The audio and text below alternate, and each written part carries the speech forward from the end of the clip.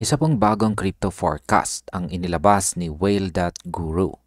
Kilala rin bilang 100 times gem hunter, kung saan binigyan niya ng updated na price projections ang mga major digital assets tulad po ni Bitcoin, Ethereum at syempre si XRP.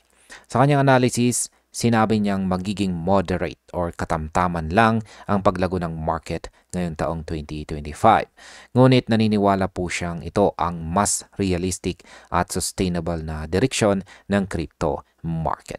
Kaya yan po ang siyang ating pag-uusapan sa video na ito, pero bago po tayo magpatuloy ay pakibasa na lamang po muna ang disclaimer dito po sa ibaba ng ating screen.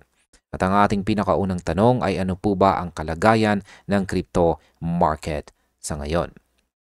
Yan, sabi po rito ay the latest analysis arrives amid heightened uncertainty in the broader cryptocurrency market. Most leading assets are struggling to regain momentum, with Bitcoin, Ethereum, XRP, and Solana all trading below their 30-day peaks. Ayan. Sa kasalukuyan, ang crypto market po ay dumaraan sa isang yugto ng pag-aalinlangan. Maraming major coins tulad po ni na Bitcoin, Ethereum, XRP at Solana ang bumababa ng 40% hanggang 18% mula po sa kanilang 30-day highs.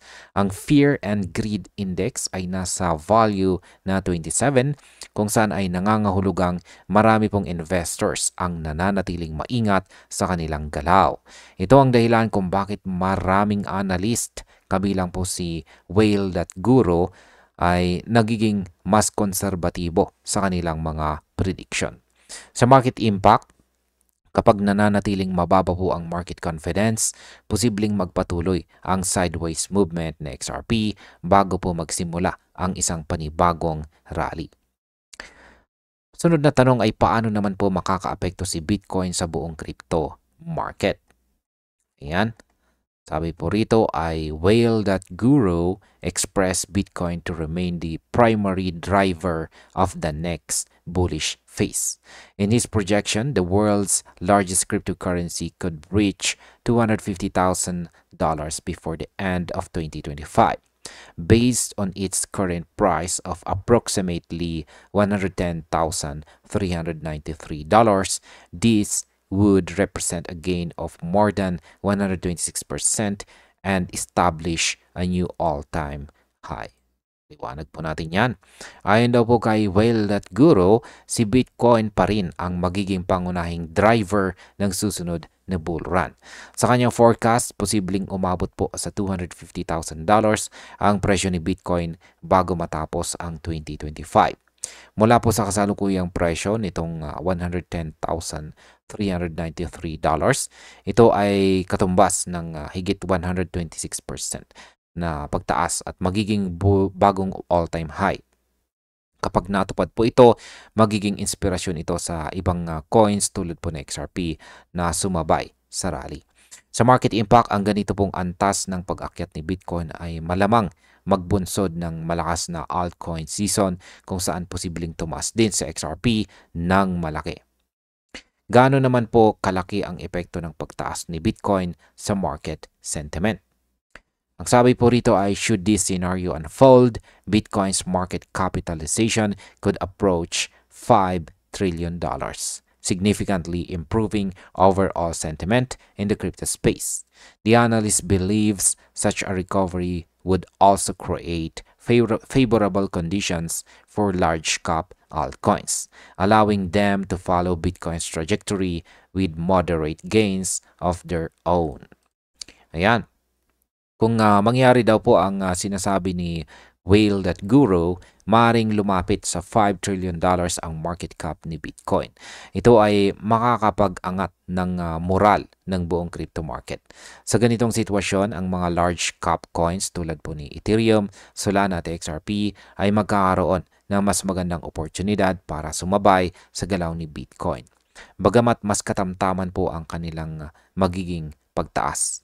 Sa market impact, ang positibong sentiment na dulot po ng $5 trillion Bitcoin market cap ay magdudulot po ito ng bagong wave ng investment inflows na pwedeng magpataas din ng presyo ng XRP. Ngayon ay ano naman po ang sinasabi ni Whale Guru tungkol sa ibang major coins. Ayan, according to his analysis, Ethereum could advance to around $6,000. Solana might rise to $350 and Binance Coin or BNB could reach $1,750. These predictions indicate less than a 100% increase for each asset, a sign that Whale.Guru is focusing on steady market growth rather than speculative excesses. Ayan, paliwanag natin yan. Ayon po sa kanyang analysis, maaring umakyat daw si XRP sa presyong $6,000. Si Solana naman ay $350 at si Binance Coin ay $1,750. Ang lahat ng ito ay mas mababa sa 100% increase, kung saan ay nagpapakita na mas pinipili po ni Whale.Guru ang steady at realistic growth kaysa sa hype o over-speculation. Para sa kanya ay mas mainam po ang mabagal pero siguradong pagtaas kaysa sa biglaang pump na mabilis ding babagsak. Sa market impact, ang ganito pong approach ay nagpapakita ng maturity sa crypto market kung saan mas pinahahalagahan ngayon ang sustainability kaysa sa hype, bagay na makakatulong din sa reputasyon ng XRP bilang utility coin. Sunod na tanong ay bakit niya binago ang dating $300 target ng XRP? Yan, sabi po rito ay in contrast to his earlier predictions of a super cycle that could propel XRP to $300, Whale.Guru has adjusted his expectations to a more measured $5 price target by the end of 2025. At its current price of $2.45, this forecast implies a potential upside of roughly 103% over the next 3 months. Ayan, paliwanag natin. Nung una ay sinabi po ni Whale.Guru na posibleng umabot si XRP sa presyong $300 sa isang super cycle. Pero ngayon, binago niya ito at mas piniling maging realistic sa target na $5 bago matapos ang taong 2025 or mismong ang taong ito. Sa kasalukuyang presyo na $2.45, nangangahulugan ito ng halos 103% potential gain. Ibig pong sabihin, bagaman hindi na ito sobrang explosive, solid pa rin po ang growth na ito para sa isang coin na may real-world utility. Sa market impact, ang ganito pong realistic target ay nagdudulot ng kumpiyansa sa mga institutional investors na mas gusto ang stable growth kaysa speculative hype. Sunod na tanong ay ano naman ang magtutulak kay XRP para maabot ang presyong $5?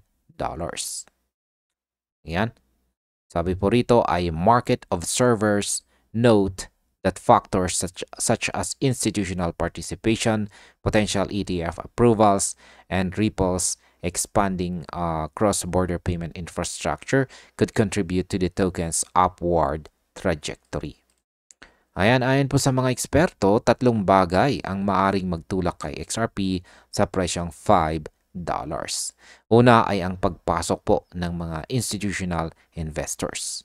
Pangalawa ay ang posibilidad ng XRP ETF. At ang pangatlo ay ang patuloy na pagpapalawak ng Ripple sa cross-border payment solutions nito.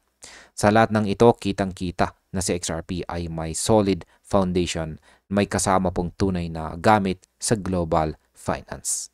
Sa market impact, kapag natuloy po ang XRP ETF o dumami ang gumagamit o users ng RippleNet, maaari itong magsimula ng bagong bullish momentum na magdadala sa presyo ng XRP sa target ni Whale Guru. Ano naman ang sinasabi ng ibang analyst tungkol sa $5 na target? Ayan. Sabi po rito, Whale.Guru's outlook aligns with projections from other market commentators, including Ash Crypto and Mario Nawfal, who have both place XRP's potential range between $5 and $10 if Bitcoin continues to strengthen. This overlapping forecast suggests a growing consensus that XRP could deliver moderate, sustainable growth through 2025 rather than extreme price surges. Hindi lamang po si Whale.Guru ang naniniwala sa potensyal na XRP. Maging sina Ash Crypto at Mario Naufal ay kaparehong nagbigay din ng target na nasa pagitan po ng presyong $5 at saka $10. Basta magpatuloy po ang lakas ni Bitcoin. Dahil dito, unti-unting nabubuo ang consensus sa market na si XRP ay hindi para sa biglaang hype, kundi para sa matatag at sustainable growth sa susunod na taon. Sa market impact, ang pagkakaroon po ng iisang pananaw ng mga analyst ay karaniwang sinyalis ng midterm accumulation phase na pabor sa mga long-term holders. Ano naman ang ibig sabihin ng bagong tono ng mga analyst? Yan, panghuling tanong na po natin yan. Sabi po rito ay the analyst revised tone reflects a more cautious but data-driven perspective compared to his previous predictions. Although a $5 XRP remains below earlier super cycle ambitions, achieving that level would still represent an unprecedented high from the token and a significant milestone in its long-term performance history. Ang bagong tono po ni Whale.Guru ay nagpapakita ng mas maingat ngunit mas pinag-aralang pananaw. Hindi na po niya pinipilit ang sobrang taas na target, kundi mas nakatuon po siya sa mga datos. Kung $5 lamang, ito ay magiging bagong record high para kay XRP at malaking hakbang patungo sa mas matatag na kinabukasan. Sa market impact, kapag naabot po ang $5, ito ay makakapagbigay ng tiwala sa XRP ecosystem at posibleng magbukas ng mas maraming partnerships sa global financial institutions. At bilang panguli, ang opinion ko naman tungkol dito ay sa lahat ng prediction ni Whale.Guru, malinaw na ang 2025 ay taon ng muling pagbangon ng crypto market. Si Bitcoin ang mangunguna, ngunit si XRP ay may malinaw na direksyong tatahakin. Ang target na $5 ay hindi lamang po basta numero. Ito po ay simbolo ng maturity at stability sa crypto industry. Para sa atin bilang mga traders at investors, ito po ay pagkakataon para magplano ng matalino at huwag pong padalos-dalos dahil lamang sa hype. Kung tama ang lahat ng predictions na ito, maaaring maging isa sa pinakamahalagang taon sa kasaysayan ng XRP ang taong 2025.